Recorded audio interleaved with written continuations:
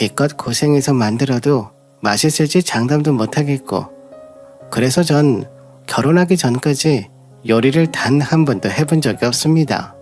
심지어 직장인이 되어 집에서 나와 독립을 했을 때도 요리엔 손도 대지 않았어요. 아침은 간단하게 때우고 점심은 회사에서 밥을 주니 그걸 먹으면 됐고, 저녁은 밖에서 사 먹으면 됐으니까요. 사실 이런 건 저만 그런 건 아닐 거예요. 요즘 시대에 혼자서 살아보지 않는 이상 남자든 여자든 요리할 일은 많지 않잖아요. 그런데 왜 결혼하기 전엔 항상 여자에게만 요리할 수 있길 강요하는 걸까요? 여자가 되어서 요리도 못하면 어떡하냐? 결혼하면 고생 좀 하겠다와 같은 말들을 하면서 말이죠. 전 그런 걱정을 빙자한 비난에 저 대신 요리할 남자를 만나면 된다고 말해줬어요. 전 대기업 연구직이었기에 돈을 많이 벌어올 수 있으니 이런저런 내조할 수 있는 남자를 만나면 된다고요. 실제로 제 연봉은 1억 가까이 찍힙니다. 대기업 연구직으로 일하고 있고 웬만한 남자들도 저만큼 버는 사람은 많지 않아요. 그러면 된 거 아닌가요? 물론 이렇게 말했음에도 여전히 그건 여자의 행복이 아니네, 어쩌네, 잔소리하는 사람들은 여전히 있었지만 그런 분들도 있었네요. 저처럼 남자를 내조할 생각이 없는 여자라면 시댁에선 아마 결혼을 반대할 거라고 말이죠. 하지만 현실은 그렇지 않던걸요. 실제로 전 제가 자주 가던 음식점의 요리사와 결혼을 했는데 시댁은 결혼을 반대하긴커녕 쌍수를 들고 환영해줬습니다. 심지어 전 개인적인 사정으로 가족과 연을 끊었던 상태임에도 불구하고 말이에요. 사실 생각해보면 당연하지 않나요?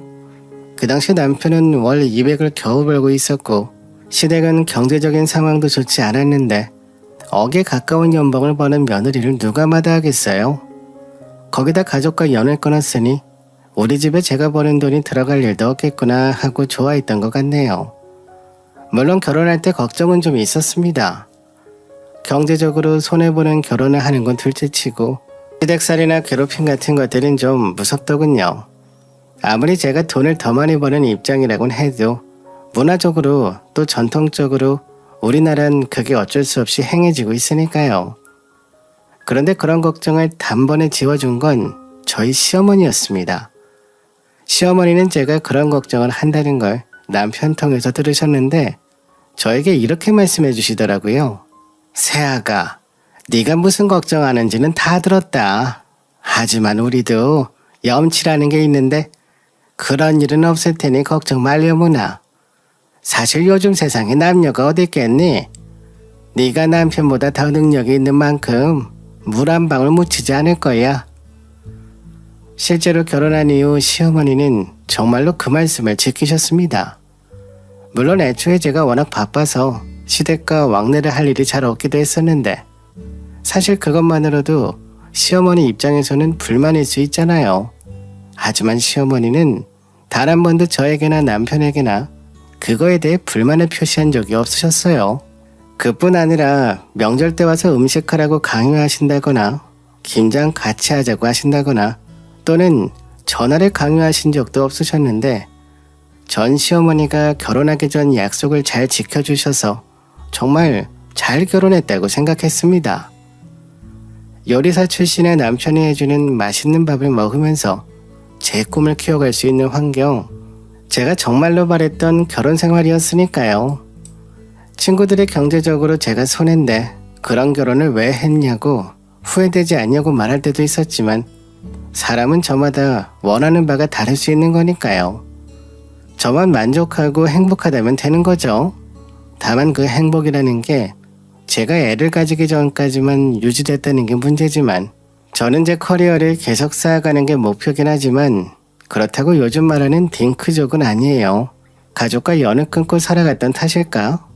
행복한 가정을 만드는 건 저희 또 하나의 꿈이었기에 애는 가지고 싶었죠. 그래서 일정 기간 휴직을 하더라도 제 자리는 확보가 되어 있을 수 있는 그런 위치에 올랐을 무렵에 염원하던 임신을 하게 됐습니다. 결혼 3년 차였을 때였어요. 근데 생각보다 임신을 하는 게 몸에 무리가 많이 가더군요. 만삭이 아니라면 일하는 데에도 별 지장 없을 줄 알았는데 생각보다 몸이 무겁고 많이 피곤하더라고요. 거기다 감정도 제멋대로 날뛰다 보니 일에 집중하기도 힘들었고요. 물론 제가 선천적으로 몸이 좀 약해서 그런 걸 수도 있긴 합니다. 어쨌든 그럼에도 불구하고 직장 동료들한테 피해를 최대한 주기 싫어서 꾹꾹 참으며 일을 했는데 이게 웬걸 유산징후가 보이기 시작하고 말았어요. 이래서 안정기까지는 산모가 무리하면 안 된다고 하나 보죠. 그래도 다행히 병원에서 푹 쉬면서 관리만 잘하면 된다고 했기에 전 그날로 바로 출산 휴가를 썼습니다. 남편도 자기가 절 잘 보살펴 줄 테니 걱정하지 말라고 했죠. 하지만 문제는 그때부터 시어머니의 태도가 조금씩 달라지기 시작했다는 점이었습니다. 시어머니는 제가 출산 휴가를 시작했다는 소리를 들은 이후부터 저에게 은근한 압박을 하기 시작하시더군요. 예, 오늘은 뭐 했니? 왜 전화를 안 해? 네? 그냥 일단 당분간은 집에서 편히 쉬려고요. 그래서 아무것도 안 하고 집에만 있었어요. 그럼 전화를 해야지. 어차피 하는 것도 없는데 너는 꼭 내가 전화를 하게 만들어야 속이 시원하니? 죄송해요. 제가 생각이 좀 짧았네요. 솔직히 많이 당황스러웠습니다. 평소에 전화로 단 한 번도 뭐라고 하셨던 적이 없었는데 갑자기 왜 이러시나 싶었죠. 그래도 그때까진 저에게 좋은 시어머니셨으니까 유산기가 있던 제가 많이 걱정되시나 보다 했습니다. 하지만 그게 아니었다는 걸 그 이후 몇 번의 전화를 통해 깨달을 수 있었죠. 예, 너 밥은 잘 챙겨 먹었니? 네, 어머니. 오늘은 그이가 미역국 해줘서 맛있게 먹었어요. 걱정하지 않으셔도 돼요, 어머님. 뭐? 걔가 밥을 해줬다고? 너는 뭐하고? 네? 원래 저흰 그이가 밥을 하기로 했었는데. 아니, 그거야. 너가 일할 때나 그런 거고 지금은 일 안 하잖아. 네, 그렇긴 한데 제가 요리를 아예 할 줄 몰라서요. 아니, 처음부터 요리 잘하는 사람이 어딨어? 이제부터라도 하면 되는 거지. 일을 안 하는 거면 남편 밥은 네가 챙겨줘야 될 거 아니야? 그게 기본 아니야? 안 되겠다. 너 여기 한번 내려와. 내가 좀 알려주던가 할 테니까. 예전과는 확연히 달라진 시어머니의 모습에 저는 어찌 대처해야 될지 모르겠더라고요.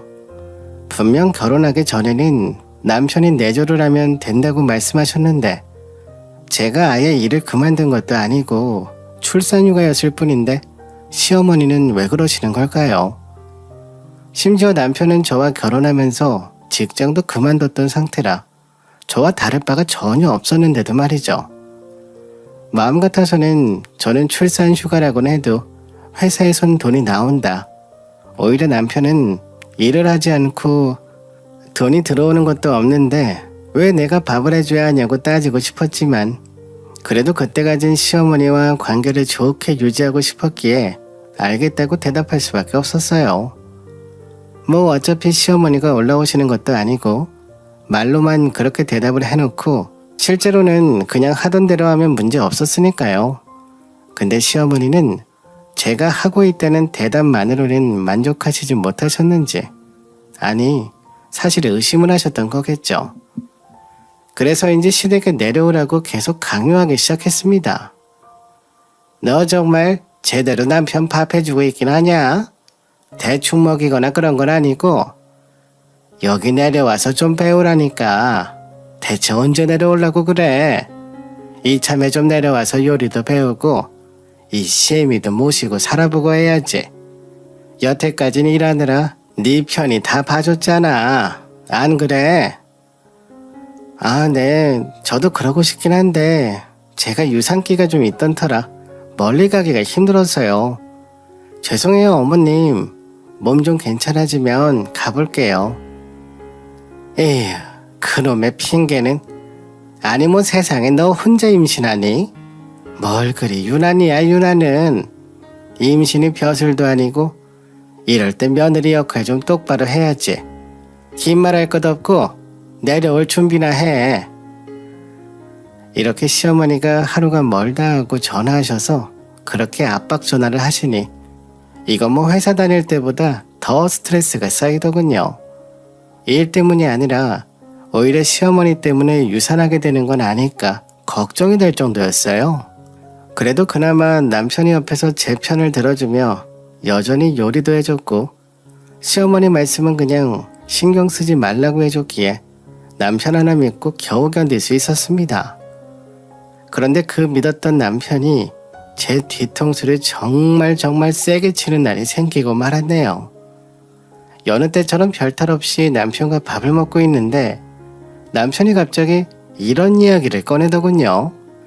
여보, 집에만 있으니까 답답하지 않어? 그런가? 하긴 맨날 일만 하다가 갑자기 집에만 있으니까 좀 있으시는 것 같기도 하고. 역시 그렇지. 사실 말이야, 우리 이제 얼마 안 있으면 결혼기념일 오잖아. 역시 우리 남편 그런 거 기억하고 있었네. 당연하지. 내가 누군데. 아무튼 그래서 말이야, 우리 부산 한번 갔다 올까? 사실 내가 결혼기념일 이벤트로 부산에 있는 호텔 예약해놨거든. 바다 보면서 바람도 좀 쐬면 기분 전환에도 좋고 태교에도 좋지 않을까 해서. 부산? 너무 멀지 않을까? 뭐 이제 유산기가 가라앉긴 하는 것 같긴 한데. 내가 어디서 봤는데 너무 집에만 있으면 오히려 안 좋대. 어느 정도는 몸을 움직여야 한다고 하더라고. 어차피 호캉스 갔다 오는 거니까 거기서 맛있는 것도 먹으면서 편히 쉬는 거라 문제 없을 거고. 안 그래? 그런가? 뭐 그래 좋아. 당신이 그래도 나 생각해서 예약해준 거니까 다녀오자. 어쨌든 생각해줘서 고마워. 역시 당신밖에 없어. 이때까지만 해도 정말 좋았습니다. 솔직히 슬슬 신혼도 지나갈 무렵이었으니 남편이 결혼기념일 같은 건 까먹을 때도 되지 않았을까 싶었거든요. 근데 까먹기는커녕 호텔까지 예약해줬다고 하니 정말 고마웠죠. 그래서 들뜬 마음으로 결혼기념일만 기다렸습니다. 그리고 결혼기념일 당일 남편의 차를 타고 저흰 부산으로 향했죠.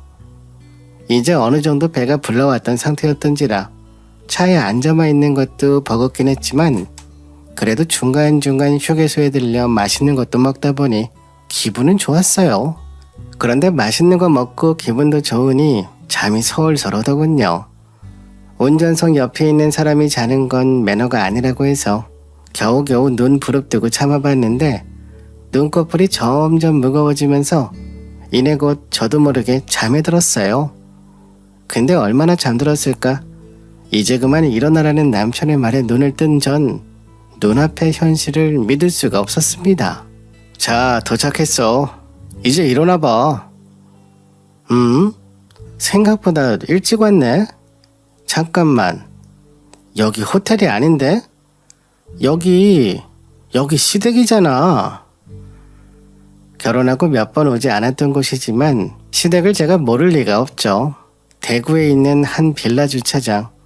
저는 대체 여기에 왜 와 있는 건지 이해할 수가 없었습니다.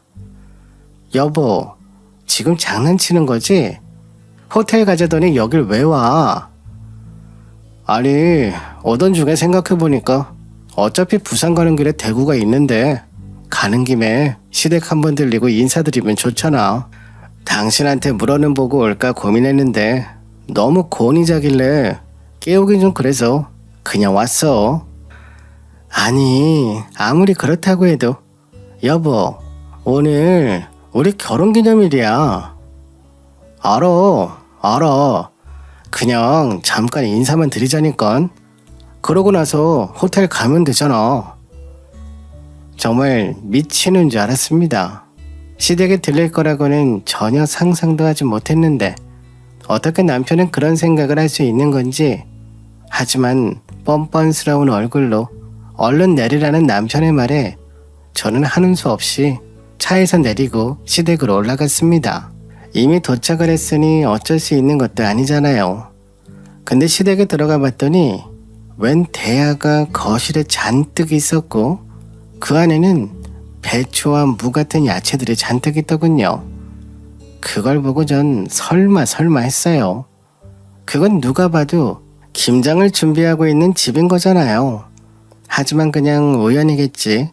남편이 계획을 했던 것도 아니고 시어머니에게 미리 말씀을 드린 것도 아닐 테니 그저 우연히 김장날과 겹쳐졌던 거겠지 생각했습니다. 하지만 아니더군요. 시어머니는 저를 보자마자 앞치마와 고무장갑을 주시더니 일단 얼른 무부터 다듬으라고 하셨습니다. 제가 오는 걸 이미 알고 계셨던 것처럼 말이에요. 뭐하니 거기 멍청하게 서서 얼른 앞치마 입고 고무장갑 쓰고 무 다듬으라니까. 어머니, 약간 오해가 있으신 것 같은데 저희 금방 가야 되는데. 뭐? 가긴 어딜 가? 너 오는 거 알고 김장 준비 다 해놓은 건데 가려거든 김장 다 해놓고 가야지. 네? 아니 여보, 우리 호텔 가야 되는 거 아니야? 사실 호텔 예약 안 했어. 그렇게 말 안 했으면 당신이 여기로 오려고 했겠어. 뭐? 아니 나한테 그런 말 없었잖아. 갑자기 이게 무슨... 가타부타 뭐 그렇게 말이 많아. 이 시애미가 하라면 하는 거지. 여태까지는 일을 하니까 봐줬는데 이젠 일도 안 하니까 이런 것부터 좀 제대로 배우라고 내가 불렀다. 너도 며느리 역할, 아내 역할 제대로 해야 될 거 아니야. 종류별로 다 담그면서 제대로 배워가. 남편이 절 속였다는 걸 그제야 처음 깨달았습니다. 호텔, 결혼기념일 모두 거짓말뿐이었어요. 가족도 연을 끊었고 유일하게 믿고 살 수 있는 사람은 남편 하나뿐이었는데 그 남편마저 저를 배신했다는 생각에 분노가 차올랐습니다. 하지만 오랜만에 뵙는 시어머니 앞에서 남편과 싸울 수도 없는 노릇이고 저는 그 화를 꾹 참아가며 자리를 잡고 김장하는 수밖에 없었어요. 그런데 생전 요리 한번 칼질 한번 안 해봤던 사람이 김장을 담그려고 하니 더 미치겠더군요. 더군다나 무슨 일이든 서투르게 하는 저에게 시어머니는 제 욕과 저희 엄마 욕까지 하면서 저를 혼내고 가르치는데 더 환장할 노릇이었습니다. 아휴, 넌 도대체가 어떻게 김장 한번 안 하고 살았니? 너희 엄마는 대체 뭘 한 거야? 이런 것도 안 가르치고. 그래도 너 성인 될 때까지는 가족하고 같이 살았다며. 하여튼 제대로 된 집안이 아니니 이 모양이 꼴이지. 답답해서 원. 진짜 마음 같아서는 손에 들고 있던 물을 시어머니며 남편이며 할 것 없이 던져버리고 싶었는데 배 안에 아기를 생각해서 겨우 참았습니다. 그냥 그래, 어차피 이왕 온 거고 어차피 우리가 다 먹을 건데 꾹 참고 한번 해보자 라며 땀을 뻘뻘 흘리며 없는 재주로 열심히 김장을 했죠. 그 와중에 남편은 또 아예 참여도 안 하대요. 자긴 남자라서 이런 거 손도 대본 적이 없다나. 요리사 출신이면서 그게 무슨 말이냐고 하면 이거랑 그게 같네요. 아니 대체 그게 뭐가 다르지? 하지만 시어머니는 또 어딜 하늘 같은 네 남편을 시켜 먹으려 드냐고 해서 그저 남편을 노려보는 데서 그쳐야 했습니다. 어쨌든 한두 시간 정도 열심히 일을 했는데 갑자기 속이 울렁거리기 시작하더군요. 임신한 몸으로 스트레스를 받는 상황에 익숙해지지 않는 일을 하다 보니 몸에 무리가 온 것 같았습니다. 하지만 고작 2시간밖에 안 됐는데 힘들다고 말해봐야 씨알도 안 먹힐 것 같아 일단 냉수라도 한 잔 마시면서 속을 좀 달래봐야겠다 싶어 주방으로 향했죠. 그리고 냉장고 문을 열려고 하는데 냉장고 문에 붙어있는 메모지를 보고 전 그때까지 참았던 모든 화풀이를 한꺼번에 팡 하고 터뜨려버렸습니다. 마치 땅속 깊이 부글부글 끓던 마그마가 한순간에 터지면서 화산이 폭발하는 것처럼 제 머리에 있는 뚜껑이 열리는 듯한 느낌이었어요.